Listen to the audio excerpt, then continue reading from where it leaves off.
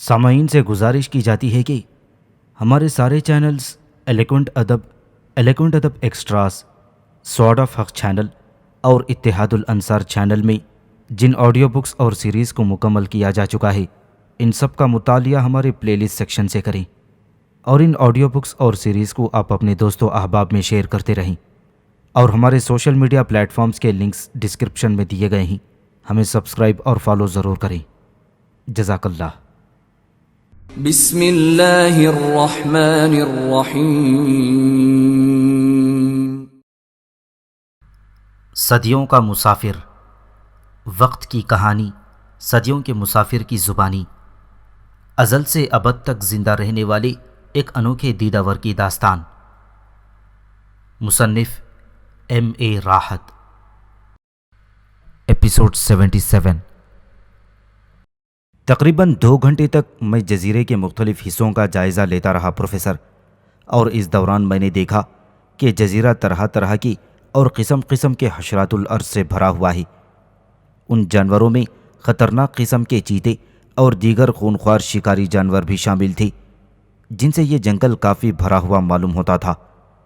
میں اب تک جزیرے کے ایک حصے کو تقریباً پورا دیکھ چکا تھا، لیکن اس میں مجھے کہیں کوئی انسان نظر نہیں آیا۔ سارا جنگل جانوروں اور درندوں سے بھرا ہوا تھا، لیکن انسانی شکل کہیں نظر نہیں آ رہی تھی، سوائے اس ایک عورت کی جسے میں نے لکڑی کے کیبن میں جاتے دیکھا تھا، اور کوئی انسان کہیں موجود نہیں تھا، یا اگر تھا بھی تو کم از کم میری نظروں نے اسے نہیں دیکھا تھا۔ میں نے اب جزیرے کے دوسرے حصے کی جانب اپنا سفر شروع کیا۔ یہ حصہ بھی پہلے حصے کی طرح ہزارہ جنگلی اور خونخوار جانوروں سے بھرا ہوا تھا۔ مجھے جگہ جگہ طرح طرح کے جانور ملے۔ ایک خونخوار چیتے نے مکاری سے کام لیتے ہوئے ایک اونچے سے درخت کے اوپر سے میرے اوپر چھلانگ لگا دی، لیکن میں نے اسے فوراً اپنے ہاتھوں پر اٹھا کر ایک چٹان پر زور سے دے مارا اور اس کا جسم لہو لہان ہو گیا۔ اب مجھے اس بات کا بخوبی اندازہ ہو گیا تھا کہ وحشی درندوں اور خونخوار جانوروں سے بھرے ہوئے اس جزیرے میں کسی انسان کا وجود نہیں تھا۔ کئی گھنٹے کی طویل مسافت اور تلاش کے بعد میں اس جزیرے کو اچھی طرح دیکھ چکا تھا، یا کم از کم میرا خیال تھا کہ میں نے اسے اچھی طرح دیکھ لیا ہے، لیکن میں اس میں انسانی آبادی کے نشان پانے میں ناکام رہا۔ ایک بات میں نے یہ بھی محسوس کی کہ پورے جزیرے میں جنگلی جانوروں اور درندوں سے محفوظ صرف ایک جگہ تھی، اور وہ تھی اونچی اونچی چٹانوں سے گھری ہوئی پیالہ نما وہ جگہ جہاں اس عورت کا وہ کیبن تھا۔ پورے جزیرے میں گھومتے گھومتے مجھے دوپہر ہو گئی تھی، اور اب سورج بڑی تیزی کے ساتھ مغرب کی طرف سفر کر رہا تھا۔ میں نے پیالہ نما جگہ کی طرف واپسی کا سفر شروع کیا تاکہ اب اس عورت سے ملاقات کر سکوں اور اسے اس کے بارے میں اور اسے اس جزیرے کے بارے میں ضروری معلومات حاصل کر سکوں۔ میں واپس اس جگہ پہنچ گیا۔ میں نے جس جنگلی بھینسے کو ہلا کیا تھا، اب سینکڑوں کی تعداد میں کوے، چیلیں اور گدھ اس کی لاش کو نوچ نوچ کر کھانے میں مصروف تھے۔ چند ایک گیدڑ بھی اس موقع سے فائدہ اٹھا کر اس مفت کی ضیافت میں شریک ہو گئی تھی۔ میں چٹان کے اوپر چڑھ کر دوسری طرف جا اترا، اور میں نے اس درخت کی طرف نظر ڈالی جہاں لکڑی کا کیبن تھا۔ کیبن اپنی جگہ پر موجود تھا اور اس کا دروازہ بند تھا۔ اس کے نیچے جٹاؤں کی سیڑھی ہوا میں جھول رہی تھی۔ میں نے چاروں طرف نظریں دوڑا دوڑا کر دیکھا، لیکن وہ عورت مجھے کہیں نظر نہیں آئی۔ اس کا مطلب یہ تھا کہ اس وقت وہ کیبن کے اندر ہی تھی اور کہیں نہیں گئی تھی۔ میں نے کچھ دیر تک اور انتظار کیا، لیکن وہ عورت کہیں نظر نہیں آئی۔ تب میں آہستہ سے جٹاؤں کی رسی کی طرف بڑھا، اور میں نے اسے پکڑ کر اطمینان سے اوپر چڑھنا شروع کر دیا۔ جب میں لکڑی کے کیبن کے قریب پہنچ گیا تو میں نے آہستہ سے اس کے دروازے کو اپنی طرف کھینچا۔ دروازہ اندر سے بند نہیں تھا، وہ کھلتا چلا گیا، اور میں نے اسی طرح سیڑھی پر لٹکے ہوئے اندر کے منظر کا جائزہ لینے لگا۔ لکڑی کے فرش پر گھاس پھوس اور پتوں کا نرم و گداز بستر بچھا ہوا تھا، اور بستر پر وہ عورت آرام سے لیٹی ہوئی تھی۔ شاید وہ سو رہی تھی۔ اس کا چہرہ دوسری طرف تھا اور پشت میری طرف تھی، اور میں چند لمحوں تک محویت کے عالم میں اسے دیکھتا رہا، اور پھر آہستہ سے کیبن کے اندر داخل ہو گیا۔ کیبن اندر سے کسی چھوٹی موٹی کوٹری کے برابر تھا، اور اس کے اندر بہت سی اشیاء موجود تھیں۔ اس عورت کی شکل و صورت اور رنگ و روپ سے صاف نظر آ رہا تھا کہ اس کا تعلق افریقہ کے کسی علاقے سے نہیں ہے، اس لیے یہ سمجھنا مشکل تھا کہ وہ کسی ایسے وحشی طرز زندگی سے تعلق رکھتی ہے جس میں لباس کا کوئی گزر نہیں ہے، اور یہ اس قسم کے بہت سے سوالات تھے جن کا مجھے جواب چاہیے تھا۔ عورت بے خبر سو رہی تھی۔ میں اس کے بیدار ہونے کے انتظار میں لکڑی کے فرش پر گھاس پھوس کے بستر پر بیٹھ گیا۔ ذرا دیر تک بیٹھے رہنے کے بعد میں آہستہ سے لیٹ گیا۔ مجھے لیٹے ہوئے تھوڑی ہی دیر ہوگی کہ اس عورت نے میری طرف کروٹ بدلی۔ اب اس کا رخ میری طرف تھا۔ اس کی خوبصورت آنکھیں بند تھیں اور لمبی لمبی ریشمی پلکیں ان پر جھکی ہوئی تھیں۔ اس کا سانس آہستہ آہستہ چل رہا تھا، لیکن ظاہر ہے کہ میں ہرگز کوئی ایسی حرکت نہیں کرنا چاہتا تھا جس سے میرا اپنا وقار مجروح ہو۔ میں خاموشی سے لیٹا ہوا اس کے جاگنے کا انتظار کرتا رہا۔ آخر کچھ دیر کے بعد اس نے ایک گہرا سانس لے کر آنکھیں کھول دیں۔ مجھے اپنی قریب لیٹے دیکھ کر پہلے تو وہ چند لمحوں تک پلکیں جھپکاتی رہی۔ اس کے بعد اس نے اپنی گوری گوری ہتھیلیوں سے اپنی حیران آنکھوں کو کئی بار ملا۔ جب اسے یقین آ گیا کہ یہ خواب نہیں ہے، وہ کوئی خواب نہیں دیکھ رہی ہے بلکہ حقیقت کی دنیا میں ہے اور میرا وجود بھی ایک حقیقت ہے، تو وہ اچانک ایک جھٹکے کے ساتھ اٹھ کر بیٹھ گئی۔ تم کون ہو؟ اس نے بمشکل تمام یہ الفاظ ادا کیے۔ اس کی آواز کانپ رہی تھی۔ میں بھی تمہاری طرح کا ایک انسان ہوں، میں نے اس کی زبان میں جواب دیا۔ وہ خانہ بدوشوں کی ایک قدیم زبان بول رہی تھی۔ اوہ، تم میری زبان بھی بول سکتے ہو، اس نے مزید حیرت کے ساتھ کہا۔ اس کا مطلب یہ ہے کہ تمہارا تعلق میرے قبیلے سے ہے، مگر تم ہو کون؟ پہلے تم یہ بتاؤ کہ تم کون ہو اور یہاں تنے تنہا اس ویران جزیرے پر کیا کر رہی ہو؟ میں نے پوچھا۔ کیا تمہارے ساتھ کوئی اور لوگ بھی ہیں؟ اس لکڑی کی کیبن میں تمہارے علاوہ اور کون رہتا ہے؟ مجھے اپنے بارے میں بتاؤ۔ اتنے بہت سے سوالات اور وہ بھی ایک ساتھ، اس نے کہا۔ میں تمہیں اپنے بارے میں سب کچھ بتا دوں گی، لیکن اس وقت نہیں، میرے پاس وقت بہت کم ہے۔ تم اپنے بارے میں جلدی جلدی مجھے چند باتیں بتا دو اور اس کے بعد یہاں سے نکل کر کسی محفوظ جگہ پر چھپ جاؤ۔ اس کے آنے کا وقت ہو رہا ہے۔ کس کے آنے کا وقت ہو رہا ہے؟ میں نے پوچھا۔ تمہارے ساتھ کون رہتا ہے؟ وہ ایک بہت خطرناک شے ہے، اس نے اداسی سے جواب دیا۔ اگر اس نے تمہیں دیکھ لیا تو تمہاری ہڈیاں تک چبا کر پھینک دے گا اور مجھے تم جیسے حسین اور دلکش انسان کی موت کا بے حد صدمہ ہوگا۔ تم اس کی پرواہ مت کرو، میں نے اطمینان سے جواب دیا۔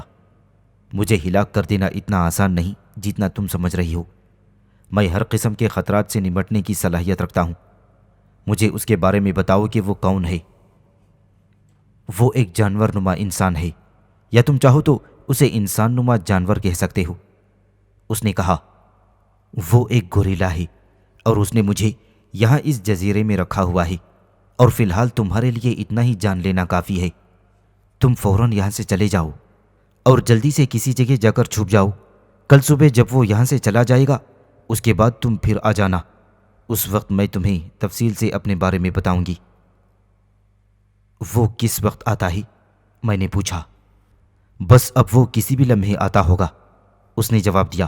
تم میری بات مانو اور باتوں میں وقت ضائع مت کرو، جلدی کرو۔ اس گھنے اور بڑے جنگل میں تمہارے چھپنے کے لیے بہت سی جگہیں موجود ہیں، لیکن تم چٹانوں کے اس پار نہ جانا، ادھر جنگلی درندوں کا راج ہے، وہ تمہیں زندہ نہیں چھوڑیں گے۔ اس کی اس بات پر میں دل ہی دل میں ہنس پڑا۔ اس بیچاری کو کیا معلوم کہ یہاں اس کے پاس آنے سے پہلے میں اس سارے جزیرے کو کھنگال چکا تھا اور بہت سے جنگلی درندوں سے میری مدبھیڑ ہو چکی تھی، اور ایک خونخوار اور وحشی جنگلی بھینسے کی لاش چٹانوں کے اس پار اب تک پڑی ہوگی جس پر چیل کوے اور گدھ منڈلا رہے ہیں۔ اگر تم اتنی ہی ضد کرتی ہو تو میں یہاں سے چلا جاتا ہوں، میں نے کہا۔ ویسے میں تمہیں ایک بار پھر بتا دوں کہ میں کسی گوریلے ووریلے سے نہیں ڈرتا۔ میری بات سن کر وہ ہنسنے لگی۔ یہ بات تم اس لیے کہہ رہے ہو کہ تم نے اسے دیکھا نہیں ہے۔ وہ گوشت و پوست کا ایک پہاڑ ہے، اور تمہارے جیسے معمولی تن و توش کے آدمی کے لیے اس سے مقابلہ کرنے کا کوئی سوال ہی پیدا نہیں ہوتا۔ تمہیں تو وہ ایک ہی بار میں ختم کر کے تمہارا گوشت کھا جائے گا، اور میں نہیں چاہتی کہ تم اس طرح اس کے ہاتھوں مارے جاؤ۔ اس لیے اب جلدی سے چلے جاؤ، صبح اس کے جانے کے بعد میں تم سے ملوں گی۔ میں نے اس کی بات مان لی اور کیبن سے باہر نکل کر جٹاؤں کی رسی کے ذریعے نیچے اتر آیا۔ وہ کیبن میں سے جھانک کر مجھے دیکھتی رہی۔ میں نے نیچے اترنے کے بعد قریب ہی ایک گھنے اور بلند درخت کا انتخاب کیا۔ اس درخت کے پتوں اور شاخوں میں چھپ کر میں آنے والے کی نقل و حرکت کا بخوبی جائزہ لے سکتا تھا اور اپنے آپ کو اس کی نظروں سے روپوش بھی رکھ سکتا تھا۔ میں اپنے منتخب کردہ درخت پر چڑھ گیا اور جلد ہی میں نے پتوں اور ٹہنیوں کی آڑ میں خود کو چھپا لیا۔ ظاہر ہے پروفیسر، مجھے اس گوریلے یا بنمانوس کا یا جو کوئی بھی وہ تھا کوئی ڈر تو تھا نہیں، لیکن محض اس عورت کا دل رکھنے کی خاطر اور اسے مطمئن کرنے کی غرض سے میں نے اس کی بات مان لی تھی۔ اب میں پتوں میں اس طرح روپوش ہو گیا تھا کہ نیچے سے کوئی مجھے دیکھ نہیں سکتا تھا۔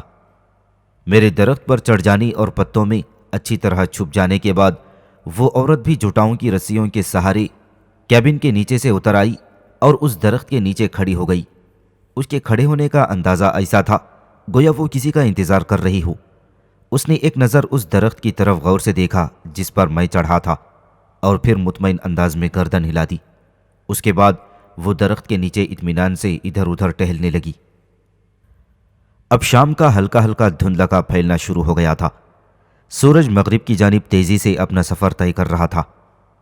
اچانک دور چٹانوں کی بلندی پر کوئی بھاری بھرکم اور سیاہ سی شے نمودار ہوئی۔ بیچ میں کئی درختوں کی شاخوں کی آڑ ہو رہی تھی، اس وجہ سے میں اس چیز کو صاف طور پر نہیں دیکھ پا رہا تھا، لیکن میں نے دیکھا کہ وہ عورت جو کیبن والے درخت کے نیچے کھڑی ہوئی تھی ایک دم متوجہ ہو کر اس طرف دیکھنے لگی۔ وہ شے چٹانوں کو پھلانگتی ہوئی نیچے اترنی شروع ہوئی۔ اب میں اسے ذرا صاف طور پر دیکھ سکتا تھا، گو کہ وہ اب بھی مجھ سے کافی دور تھی۔ وہ ایک سیاہ رنگ کا بھاری بھرکم جسم تھا جس کے خد و خال ابھی مجھے صاف طور پر نظر نہیں آ رہے تھے۔ اس کی چال میں بھاری پن تھا۔ وہ آہستہ آہستہ قدم بڑھاتا ہوا اسی طرف آ رہا تھا۔ جیسے جیسے وہ قریب آتا جا رہا تھا ویسے ویسے اس کے خد و خال زیادہ واضح ہوتے چلے جا رہے تھے، یہاں تک کہ اب میں اس کے پورے جسم کو اچھی طرح دیکھ سکتا تھا۔ وہ ایک بہت بھاری قد و قامت کا بنمانوس تھا۔ اس کا سارا جسم سیاہ اور گھنے بالوں سے ڈھکا ہوا تھا۔ وہ گوریلوں کے مخصوص انداز میں کمر جھکا کر چل رہا تھا اور اس کا ہاتھ اس کے پہلو میں لٹک رہا تھا اور دوسرے ہاتھ کو وہ سینے سے لگائے ہوئے تھا۔ شاید اس نے کوئی چیز سنبھال رکھی تھی۔ بنمانوس چٹانوں کو پھلانگ کر نیچے اتر چکا تھا اور اب بڑی تیزی سے اس طرف بڑھ رہا تھا جہاں وہ عورت درخت کے نیچے کھڑی ہوئی تھی۔ ذرا دیر میں وہ لمبے لمبے ڈگ بھرتا ہوا عورت کے قریب آ گیا۔ اب میں نے غور سے دیکھا تو مجھے نظر آیا کہ اس نے ایک ہاتھ سے بہت سے جنگلی پھل سنبھال رکھے ہیں جنہیں وہ سینے سے لگائے ہوئے تھا، اور اس کی چھوٹی چھوٹی آنکھیں بڑی تیزی سے ادھر ادھر گردش کر رہی تھیں اور وہ چاروں طرف محتاط نظروں سے دیکھتا ہوا آگے بڑھ رہا تھا، گویا اس امر کا یقین حاصل کر لینا چاہتا ہوں کہ آس پاس کوئی خطرہ تو موجود نہیں ہے۔ عورت کے قریب پہنچ کر اس نے حلق سے عجیب و غریب آواز نکالنی شروع کی اور عورت کو دکھا کر وہ پھل جو اس نے ایک ہاتھ سے سنبھالے ہوئے تھے اس کے سامنے ڈال دیے۔ عورت نے مسکرا کر اس کی طرف دیکھا اور بنمانوس اپنی دونوں ٹانگوں پر زور زور سے اچھلنے اور حلق سے عجیب و غریب آوازیں نکالنے لگا۔ شاید وہ عورت سے یہ کہہ رہا تھا کہ وہ پھل کھا لے، یا شاید اپنی زبان میں اس کے ساتھ اظہار محبت کر رہا ہو۔ عورت بنمانوس کے سامنے زمین پر بیٹھ گئی تھی اور بنمانوس بھی اس کے قریب ہی بیٹھ گیا اور سیاہ کھردار بالوں بھرا ہاتھ اس کے سر پر پھیرنے لگا اور اس کے بالوں سے کھیلنے لگا۔ میں حیرت سے یہ منظر دیکھ رہا تھا۔ سچ تو یہ ہے پروفیسر کہ میں نے اس سے پہلے کبھی کسی بنمانوس کو کسی عورت سے اظہار محبت کرتے نہیں دیکھا تھا۔ میری آنکھیں بڑی دلچسپی اور تعجب کے ساتھ اس منظر کو دیکھ رہی تھیں۔ عورت کے بالوں پر ہاتھ پھیرتے پھیرتے بنمانوس نے اپنا سیاہ اور بالوں بھرا بازو اس کی گردن میں ڈال دیا اور اسے اپنے قریب گھسیٹ لیا۔ عورت غالباً ان ساری باتوں کی عادی ہو چکی تھی، اس لیے اس نے کوئی مزاحمت نہیں کی اور خاموشی سے اس کے قریب بیٹھی رہی۔ بنمانوس ذرا دیر تک اس کی گردن میں ہاتھ ڈالے رہا اور اس کے بعد اس نے ہاتھ اس کی گردن سے نکال لیا اور بڑے شوق سے ایک پھل اٹھا کر عورت کو دے دیا۔ عورت نے بنمانوس کے ہاتھ سے پھل لے لیا، اسے دونوں ہاتھوں سے رگڑ کر خوب اچھی طرح صاف کیا اور پھر اسے کھانے لگی۔ عورت کو پھل کھاتے دیکھ کر بنمانوس حلق سے ایک بار پھر عجیب و غریب آوازیں نکالنے لگا۔ عورت نے جب وہ پھل پورا کھا لیا تو بنمانوس نے اسے دوسرا پھل کھانے کو دیا۔ عورت نے وہ بھی کھا لیا اور اس طرح بنمانوس نے عورت کو کئی پھل کھلائے، یہاں تک کہ عورت نے اسے ہاتھ سے منع کر دیا۔ گوریلا نے وہ پھل وہیں چھوڑے اور اب عورت کا ہاتھ پکڑ کر اٹھ کھڑا ہوا اور ایک طرف کو چل پڑا۔ میں نے اندازہ لگایا کہ وہ عورت کو لے کر اس طرف جا رہا تھا جدھر چشمہ واقع تھا۔ ذرا دیر میں وہ دونوں میری نظروں سے اوجھل ہو گئے۔ میں تنہا بیٹھا اس عجیب و غریب صورتحال پر غور کرتا رہا۔ کافی دیر گزر گئی۔ اب اندھیرا تیزی سے بڑھنے لگا تھا۔ جنگل ہزارہ پرندوں کی چہکار سے گونج رہا تھا جو اپنے اپنے آشیانوں کی طرف محو پرواز تھے۔ نیم تاریکی کی سرمئی چادر درختوں پر پھیلتی چلی جا رہی تھی اور ہر طرف ایک شور مچا ہوا تھا۔ ایسا معلوم ہوتا تھا گویا جنگل میں ایک نئی زندگی کا آغاز ہونے والا ہے۔ میری نظریں اسی راستے کی طرف لگی ہوئی تھیں جدھر وہ گوریلا اور عورت گئے ہوئے تھے، اور میں منتظر تھا کہ وہ کب واپس آتے ہیں۔ آخر تھوڑی دیر بعد وہ دونوں مجھے دور سے آتے ہوئے نظر آئے۔ بن مانوس نے اس مرتبہ بھی عورت کا ہاتھ پکڑا ہوا تھا اور وہ دونوں اسی درخت کی طرف چلے آ رہے تھے۔ جب وہ قریب پہنچے تو میں نے دیکھا کہ دونوں کے جسم بھیگے ہوئے تھے۔ بن مانوس کے بال بھیگ کر اس کے جسم سے چپک گئے تھے کہ وہ دونوں چشمے پر سے نہا کر آ رہے تھے۔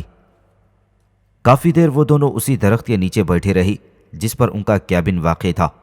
بن مانوس بار بار اپنے حلق سے عجیب و غریب آوازیں نکالتا تھا اور ہر طریقے سے اس عورت کو رجھانے کی کوشش کر رہا تھا۔ عورت اس کی ان حرکتوں سے مسکرا رہی تھی۔ بیچاری اس کے علاوہ اور کر بھی کیا سکتی تھی؟ اگرچہ وہ ایک کافی صحت مند اور بھاری بھرکم جسم والی عورت تھی، لیکن بن مانوس کے مقابلے میں وہ بہت چھوٹی اور حقیر نظر آ رہی تھی۔ اندھیرا تیزی سے بڑھنا شروع ہو گیا تھا اور گھنے درختوں کے نیچے اب مشکل ہی سے کچھ نظر آتا تھا۔ مجھے عورت اور بن مانوس کے صرف ہیولے نظر آ رہے تھے جو بار بار آپس میں الجھ رہے تھے۔ آخر کچھ دیر بعد میں نے ان دونوں کو باری باری جٹاؤں کی رسیوں پر چڑھتے دیکھا۔ پہلے عورت جٹاؤں کی سیڑھی پر چڑھی اور کیبن کے اندر داخل ہو گئی۔ اس کے بعد بن مانوس اوپر چڑھنے لگا۔ جٹاؤں کی یہ سیڑھی اتنی مضبوط تھی کہ اس نے بآسانی بن مانوس کا بوجھ برداشت کر لیا اور اب وہ اوپر چڑھ کر کیبن میں غائب ہو گیا۔ اب وہ دونوں میری نظروں سے اوجھل ہو گئے تھے۔ میں نے کچھ دیر اور انتظار کیا۔ ویسے مجھے یقین تھا کہ اب وہ باہر نہیں نکلیں گے اور کیبن میں ہی آرام کریں گے۔ جب سارے جنگل کو گہرے اور گھور اندھیرے نے اپنی گرفت میں لے لیا تو میں آہستہ سے اس درخت سے نیچے اترا جس کے پتوں میں میں اب تک چھپا ہوا بیٹھا تھا۔ رات نے اپنا دامن پھیلا دیا تھا اور جنگل میں ایک نئی زندگی کا آغاز ہو چکا تھا۔ میں درخت سے اتر کر سیدھا اس طرف کو روانہ ہو گیا جدھر چشمہ تھا۔ میں بڑی شدت کے ساتھ ٹھنڈے اور میٹھے پانی میں نہانے کی خواہش محسوس کر رہا تھا۔ دن کے وقت میں اس چشمے میں اس لیے نہیں نہا سکا تھا کیونکہ مجھے وہ عورت نظر آ گئی تھی اور میں اس کے پیچھے پیچھے یہاں چلا آیا تھا، اور اس کے بعد میں جزیرے کی سیر کو نکل گیا تھا۔ اب میں اطمینان سے نہانا چاہتا تھا۔ چشمے پر پہنچ کر میں نے خود کو برف جیسے ٹھنڈے پانی کے حوالے کر دیا اور میرے رگوں پے میں جیسے سرور و انبساط کی لہریں دوڑنے لگیں۔ ایک بہت لمبی مدت گزر گئی تھی کہ میں نے کسی دریا یا چشمے کے صاف پانی سے غسل نہیں کیا تھا۔ کافی عرصے سے میں سمندر کے سینے پر ہی بہتا رہا تھا۔ اب بہت دنوں کے بعد مجھے یہ موقع ملا تھا۔ میں نہ جانے کتنی دیر تک پانی سے اٹکھیلیاں کرتا رہا۔ اس دوران بہت سے چھوٹے موٹے جانور چشمے کے کنارے آئے اور پانی پی پی کر چلے گئے، لیکن بڑا اور خطرناک جانور اس طرف کوئی نہیں آیا۔ اس سے مجھے اندازہ ہوا کہ بلند چٹانوں کی وجہ سے وحشی درندے اس طرف نہیں آتے اور جزیرے میں غالباً کہیں اور بھی میٹھے پانی کا ذخیرہ موجود ہے جہاں سے وہ اپنی پیاس بجھاتے ہوں گے۔ چھوٹے موٹے جانوروں کے پانی پینے کا سلسلہ دیر تک جاری رہا۔ چشمے کے پانی میں خوب اچھی طرح نہا لینے کے بعد میں بالکل ہلکا پھلکا اور تازہ دم ہو کر چشمے سے باہر نکل آیا۔ اب میرا رخ سمندر کی طرف تھا۔ تھوڑی دیر میں جزیرے کے ساحل پر موجود تھا اور میرے سامنے وسیع و عریض سمندر ٹھاٹے مار رہا تھا۔ چاروں طرف گھپ اندھیرا پھیلا ہوا تھا۔ آسمان بھی بالکل تاریک تھا اور چاند کا دور دور تک کوئی پتہ نہیں تھا۔ البتہ تارے ٹمٹما رہے تھے، لیکن ان کی روشنی بھی زمین پر پہنچنے سے پہلے دم توڑتی ہوئی محسوس ہوتی تھی۔ گہری خاموشی میں سمندر کی موجوں کے تھپیڑوں کی آوازیں گونج رہی تھیں۔ میں سمندر میں ساحل کے قریب ابھری ہوئی ایک چٹان پر جا بیٹھا۔ موجیں تیزی سے اور جارحانہ انداز میں بھاگتی ہوئی آتیں اور چٹان سے ٹکرا کر لوٹ جاتی تھیں۔ میں کئی گھنٹے تک یوں ہی بیٹھا ہوا موجوں کے اس کھیل کو دیکھتا رہا اور میرا دماغ نہ جانے کہاں کہاں کی سیر کرتا رہا۔ میرے ذہن میں ماضی کے ہزارہ قصے اپنی یادیں تازہ کرتے رہے اور میں ان یادوں کے اوراق کو الٹتا پلٹتا رہا۔ آخر کئی گھنٹے وہاں بیٹھے رہنے کے بعد میں وہاں سے اٹھا اور دوبارہ جزیرے کے جنگل میں داخل ہو گیا۔ تاریکی میں میں نے اپنی راہ تلاش کر لی اور اسی درخت کی جانب روانہ ہو گیا جہاں میں شام کو بیٹھا ہوا تھا۔ رات کے اندھیرے میں وہ درخت بڑا ہی ہیبت ناک نظر آ رہا تھا۔ اس کے برابر تاریکی میں ڈوبا ہوا وہ درخت کھڑا تھا جس پر لکڑی کا کیبن بنا ہوا تھا۔ میں اپنے والے درخت پر ایک بار پھر چڑھ گیا اور میں نے ایک آرام دہ جگہ تلاش کر لی جہاں میں ایک موٹی سی شاخ سے پشت لگا کر نیم دراز ہو گیا اور ذرا دیر میں سو گیا۔ چڑیوں کی زبردست چہکار سے میری آنکھ کھل گئی۔ سارے جنگل میں ایک شور برپا تھا۔ چڑیوں کی چہکار سے یوں لگتا تھا کہ درختوں کی ایک ایک ٹہنی سے پھوٹ رہی ہو۔ جس درخت پر میں بیٹھا ہوا تھا اس پر ہزارہ پرندوں کے بولنے کی آوازیں آ رہی تھیں۔ میں ذرا سنبھل کر بیٹھ گیا۔ صبح صادق کا ہلکا پھلکا اجالا ہر طرف پھیل رہا تھا۔ ہوا کے جھونکوں میں تازگی بخش اور فرحت انگیز خنکی اور نرم خرامی تھی۔ درخت کے پتے شبنم کی بوندوں سے بھیگے ہوئے تھے، حتیٰ کہ بے حد پرفضا اور خوشگوار ماحول تھا۔ میرا جی چاہا کہ درخت سے نیچے اتروں اور دور دور تک اگے ہوئے سبزے پر چہل قدمی کروں، لیکن میں نے اپنی اس خواہش کو دبا دیا۔ میں نہیں چاہتا تھا کہ فوری طور پر بن مانوس کی نظروں میں آ جاؤں اور وہ مجھ پر ٹوٹ پڑے اور مجبوراً مجھے اسے ہلاک کر دینا پڑے۔ میں پہلے اس عورت سے اس کے اپنے بارے میں اور بن مانوس کے بارے میں اور یہاں کے حالات کے بارے میں معلوم کرنا چاہتا تھا، اور اس لیے ابھی خاموش رہنے میں ہی مصلحت تھی۔ جب اجالے میں ذرا اور اضافہ ہو گیا تو میں نے اپنے آپ کو اور بھی اچھی طرح پتوں میں چھپا لیا کہ بن مانوس کی نظر مجھ پر نہ پڑنے پائی۔ میری نظریں اب کیبن والے درخت کی جانب لگی ہوئی تھیں۔ آخر جب اجالا اچھی طرح پھیل گیا تو میں نے پہلے بن مانوس کو جٹاؤں کی سیڑھیوں کے ذریعے نیچے اترتے ہوئے دیکھا۔ وہ بڑے ماہرانہ انداز میں رسیاں پکڑے ہوئے نیچے اتر رہا تھا۔ چند لمحوں میں وہ نیچے زمین پر کھڑا ہوا اور اوپر کی طرف دیکھ رہا تھا۔ اس کے بعد عورت جٹاؤں کی سیڑھی کے ذریعے نیچے آ رہی تھی اور چند لمحوں بعد وہ بھی نیچے اتر آئی اور وہ دونوں ایک طرف کو چل دیے۔ میں نے اندازہ لگایا کہ ان کا رخ ایک بار پھر چشمے کی طرف تھا۔ میں اپنی جگہ پر اطمینان سے بیٹھا رہا۔ جاتے وقت عورت نے کمال ہوشیاری سے کام لیا تھا اور ایک بار پھر درخت کی طرف منہ اٹھا کر نہیں دیکھا تھا، اس لیے کہ وہ بن مانوس کی توجہ اس درخت کی جانب منعطف نہیں کروانا چاہتی تھی۔ وہ دونوں دیکھتے ہی دیکھتے میری نظروں سے اوجھل ہو گئے، لیکن میں نے نیچے اترنے کی ضرورت محسوس نہیں کی۔ میں اسی طرح اوپر بیٹھا رہا۔ آخر کچھ دیر بعد وہ دونوں دوبارہ آتے ہوئے نظر آئے اور کیبن والے درخت کے نیچے آ کر کھڑے ہو گئے۔ کل شام کو بن مانوس جو پھل لایا تھا ان میں سے بہت سے پھل ابھی بھی درخت کے نیچے پڑے ہوئے تھے۔ وہ دونوں پھلوں کے پاس زمین پر بیٹھ گئے اور گوریلا گزشتہ شام کی طرح پھر پھل اٹھا اٹھا کر دینے لگا۔